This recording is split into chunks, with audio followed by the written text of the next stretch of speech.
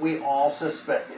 They are ready to talk to the Iranian regime on the way to re-entering that disastrous Iran nuclear deal. History shows that appeasement never brings peace, so will this be any different? Get my take coming up.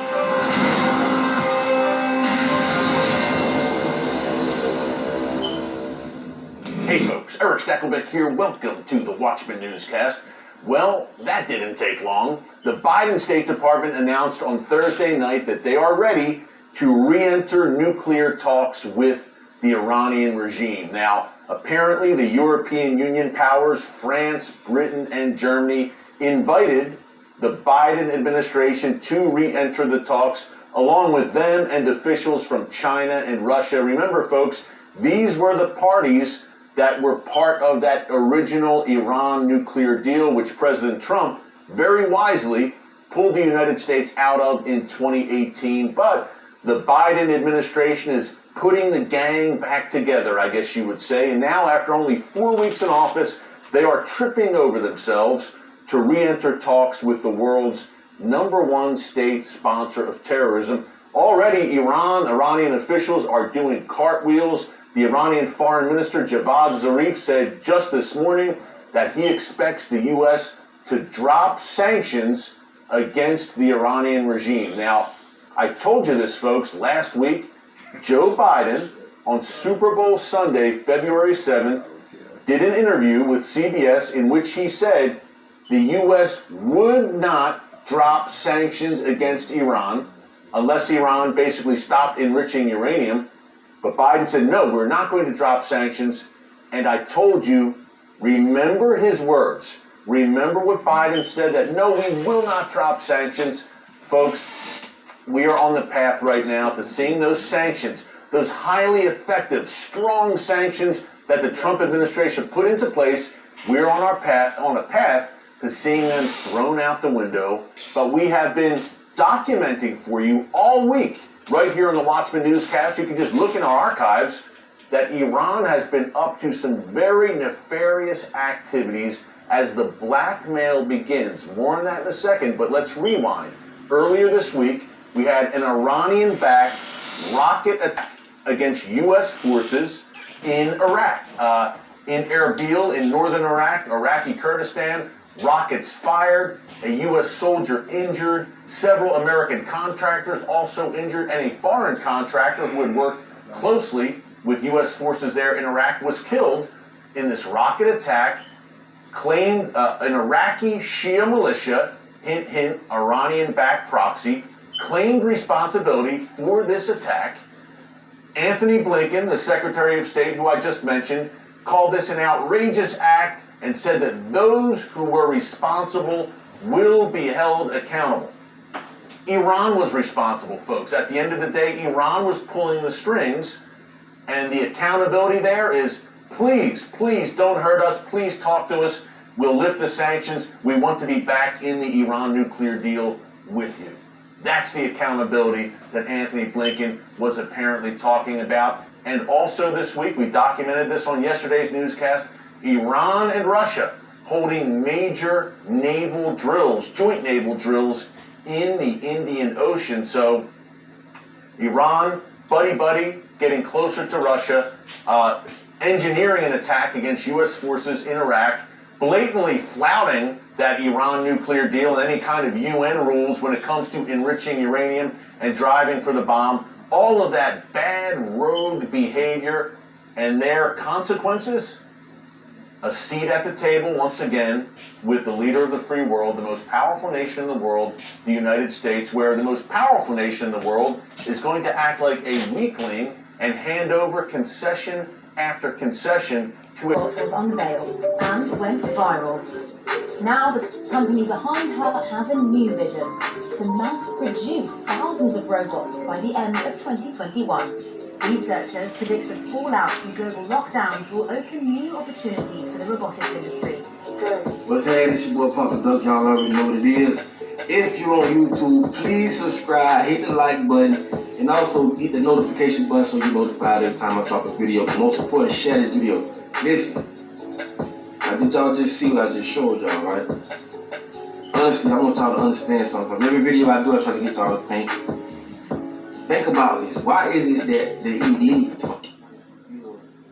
basically a whole nother nation of robots? This is what's happening right up on our noses. You have to understand, if they were to come in, which they are coming in, without your approval, without your say-so, without anything consensual from you, they are coming in with these robots that's going to take over your jobs. Did you hear what I just said? Why would, like, it's already scarce as it is when it comes to jobs as it is today. Once they bring in robots. Now I'm just showing you how greedy the capitalism and the top 1%, the big corporations, show y'all just how greedy they are, right? There's already no room for jobs as it is today. And you know what they saying about robots? Oh, robots we don't have to pay. Robots don't take vacations. Also, robots work longer. They don't complain. These are the things that they're so-called considering why they want to do robots, and that's bull. That's bull. It pushes us as humans right out the way. Now I'm gonna tell you what's gonna happen. Once this happens, the crime rate is gonna skyrocket. This happens in any economy. Anytime you cut the welfare, you do this, crime rate skyrockets. But guess what? They also benefit from that too. If you take your ass to jail, guess what? They're there to benefit. Just toothpaste, phone. You know how much a phone call costs in jail? Phone calls, emails, everything in jail costs. So they got you on that point. I'm showing you just how the people you vote for, because I told y'all black folks, I'm going to tell y'all all year. I'm going to show y'all as the year go by. And I know as of now, your president that you voted for is or didn't vote for, whatever the case, is in office right now. Has your life changed yet? Hell no. Anyway, I want to show y'all how greedy these people are. And I'm trying to wake y'all up before it's too late. Because once AI hit and they got police that's robots that can stop you, because you can't outdo them. You're not quicker than them, faster than them. They are indestructible. So once they get them on their side, they can come in your house and do whatever. It's over with. It's a done deal. Only power can bring down power at that point. Us as people, we hold all the power as of now that we don't realize, that we need to realize and take charge on what's going on. I'm gonna show you another thing too that y'all don't know about. Bill Funky Ass Gates is developing a way to tax AI. Meaning, if you are an employer or you got a business and you incorporate artificial intelligence into your business, he'll be able to tax you for that, as if that's a real human. This is the fake game. Did you hear what I just said? Bill Gates is trying to come up with a way to tax anyone that uses artificial intelligence as a business. See, these people playing games without your say-so, your consent, and we letting it happen. See, if we have a people's committee, we can say, you know what, as of now, while we got the power, we say, you know what, if that's what y'all gonna do, you're not gonna support this business, that bit. See, now we got a say-so, now we got authority. They don't want that. They wanna keep us divided. Oh, you this color, you that color, you're divided. You're depicted as a black man to commit crimes, you're not welcome over here. Oh, you from the border, you from Mexico. You can't come over here because Mexicans do X, Y, Z, Spanish, all that. You get what I'm saying? We are so divided. And these people do this and weaponize that. Like, I'm gonna keep saying that on every video. Because I want y'all to, I want that to sink into your head. All the so-called smart people, all the people that look at all the shiny things but don't look at the small things that's really hurting us. Because I want y'all to see just how much these people really care about you. You think they want to make your life a better place. Man, these people are geared up and ready to kick us all off Earth. Off Earth. And I'm telling y'all, if you don't think that artificial intelligence is gonna boot your mama out of a job, if your mama's still living, boot you out of a job, ain't no telling what it's gonna do to our kids, because by then it's gonna be even worse. You gotta understand, these people created smartphones, smart cars, now they working on smart cities. We in trouble, people. We in trouble. And once a smart city comes, self-sufficient, a lot of us gonna be so geeked off the little small things and the little bells and whistles that it can do, we ain't gonna even see the manipulation. Man, I just be trying to get y'all to think, man. These people ain't as smart as that y'all think they are. They just created a world that they benefit from. And they give us lack of information, lack of knowledge, everything. Even like the court system. Nobody knows about the court system. They don't know how the courts work. They don't know about plea bargains and different things, different terminology. And it's that way for a reason. Even finances. Finances come with a literacy. You don't know about money. It's what they'll tell you. Work hard, work hard. I ain't never seen a person that worked hard became rich. Because you're working for the money. Now, when your money works for you, it's a different ballgame. That's why I tell y'all, man, get y'all credit right, man. Get y'all credit right. I do those videos and I work closely with a group of people who will help you get your credit right. That way you can acquire things and put you and your family in a different position. Because as how the world is running right now, we all, and a lot of us gonna be in a position where we're gonna be asked out. And asked to get out. It's crazy, man. Like, I don't see how y'all don't see that, man. All these so-called new old technology is killing us. It is. Technology is killing us. And I'm telling y'all, man, I just want y'all to open y'all mind. I'm telling y'all, man, they got a thing called Flippy. It's a hamburger flipper. They finna get rid of you hamburger flippers. I've done videos about this stuff. If you drive a truck, or if you're a taxi driver, they even got cars that deliver pizza right now. Come on, man, are you serious? You really think that they even got apps for paralegals and stuff, like preparing for cases, cross-referencing similar cases, coming up with I guess an educated guess on how this case may or may not go based off prior cases that's similar. Man, they changing the whole world around, man. Ain't nothing natural no more. Nothing. That's why I say, man, I hope y'all get it, man. I hope y'all who get it, man, I pray y'all get it. Those who've been following me and liking my videos, sharing my videos, man, I love y'all for that. Because I just ain't gonna waste my time on the platform if I'm not informing people or getting people to try to look at things the way they need to. Don't get caught up in this world, man. You know what I'm saying? It's all love, though. It's all love. So, anyway, man, I hope y'all saw Sophia. And then look up the word Sophia. Like, you'll start seeing all this stuff connect. All these companies, they even got dolls. But anyway, I pray that y'all got something from this video. Y'all know I love y'all, man. To my next video, man, drop. Y'all please like, comment, subscribe. And yeah, man, I just hope y'all understand what's going on. I hope that we can get it right. Because the power is in the people. Peace. Powerful nation in the world, the United States, where the most powerful nation in the world is going to act like a weakling. The United States, where the most powerful nation in the world is going to act like a weakling. The United States, where the most powerful nation in the world is going to act like a weakling and hand over concession after concession. To act like a weakling and hand over concession after concession to a rogue regime, which again has scores of American blood on its hands and has scores of American blood on its hands and has scores of American blood on its hands, stretching back to 1983, the U.S. Marine barracks bombing in Beirut, 243 U.S. Marines killed, 1983, the U.S. Marine barracks bombing in Beirut, 243 U.S. Marines killed.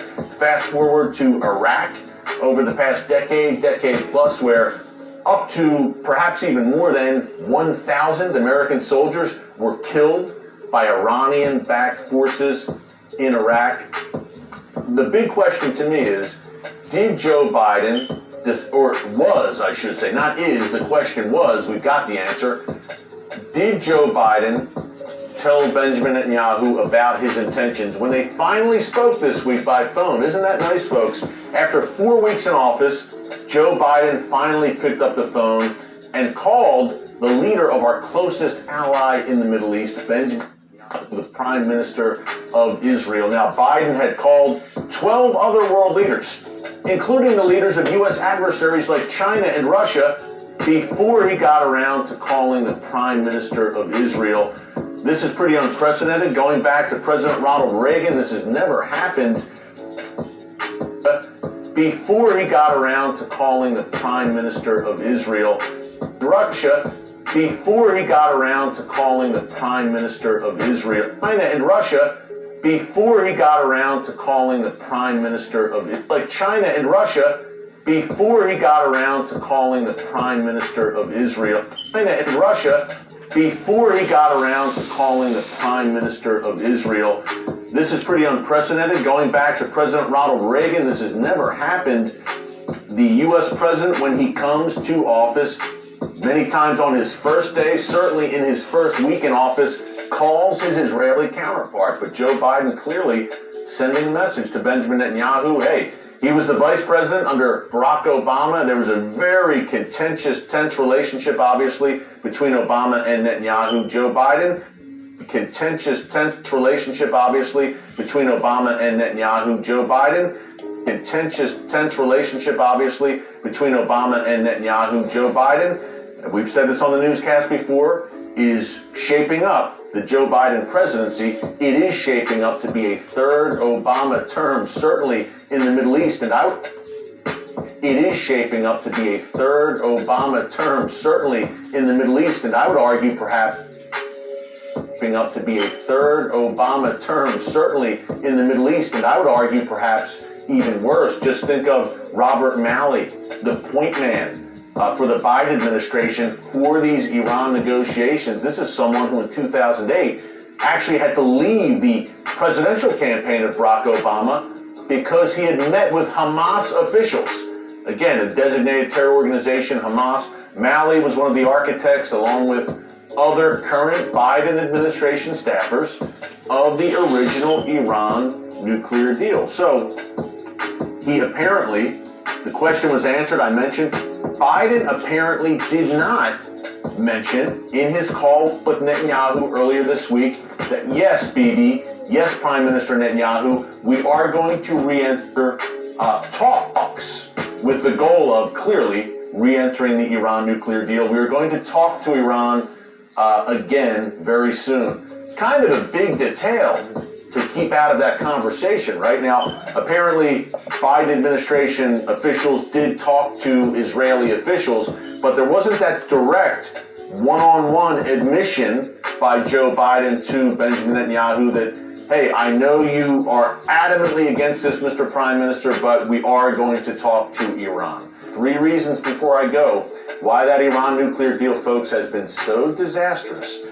And it looks like we are going to either re-enter that same deal that we had in 2015, that was originally struck in 2015 under the Obama administration, or some kind of variation of it. Again, all the players are still in place. They're back. The Obama holdovers, they're back with the Biden administration. 3 reasons why this was such a disaster before I let you go. Number one, and it's actually hard to believe, it's insane that this deal was struck. Number one, Iran's ballistic missile program, which is the largest in the Middle East. They're working on short range, medium range, and yes, long range missiles, intercontinental ballistic missiles. These missiles, that missile program was not even a part of that nuclear deal. The U.S. could have said, hey, stop with the missiles, And that was not even on the table. By the way, ICBMs, intercontinental ballistic missiles, they do exactly what their name says, folks. They are designed to travel across oceans, across continents. Iran is developing them right now. You create ICBMs or you build ICBMs for one reason and one reason only, to mount them with a nuclear warhead. Those ICBMs are not for Israel, Saudi Arabia, even Europe. Those ICBMs are for the United States. Yet they weren't on the table in the original Iran nuclear deal. Number two reason why it was such a disaster, Iran's rampant sponsorship of terror throughout the region was not on the table. Could you imagine not holding Iran accountable and saying, hey, if you want to do a deal with us, you have to give up that missile program, number one. Number two, end your sponsorship of Hezbollah, Hamas, the Houthis in Yemen, these various radical Shia militias throughout Iraq and Syria. How about Palestinian Islamic Jihad in Gaza? And end your provocations against Israel. None of that was mentioned in that Iran nuclear deal. Imagine, no missiles, no terror, and number three, the sunset clauses. What is a sunset clause? Basically, when the deal runs out after 10 years, Iran can do whatever it wants. So, okay, for 10 years, and the Iranian regime has shown that they are very patient, folks, with this nuclear program. This has been a conversation we've been having now for about 20 years. Iran and its drive for the bomb and how to stop it. After 10 years, say the deal runs out, that's the sunset clause, then what happens? And to me, this deal doesn't guarantee peace, it guarantees war, which none of us want to see, to say the least. But Israel is saying, hey, if this deal guarantees Iran possessing the bomb, and if Iran has vowed to wipe us off the map, and they'll have the weapons to do just that, you do the math in terms of how Israel will react to a new Iran nuclear deal. Even the IDF, the Israel Defense Forces Chief of Staff, Aviv Kohavi, said just 2 weeks ago, in a rare move by a military official, told the Biden administration, do not re-enter that Iran nuclear deal. Oh, and by the way, we are drawing up plans in 2021 to strike Iran's nuclear facilities if we deem it necessary. So, a lot going on.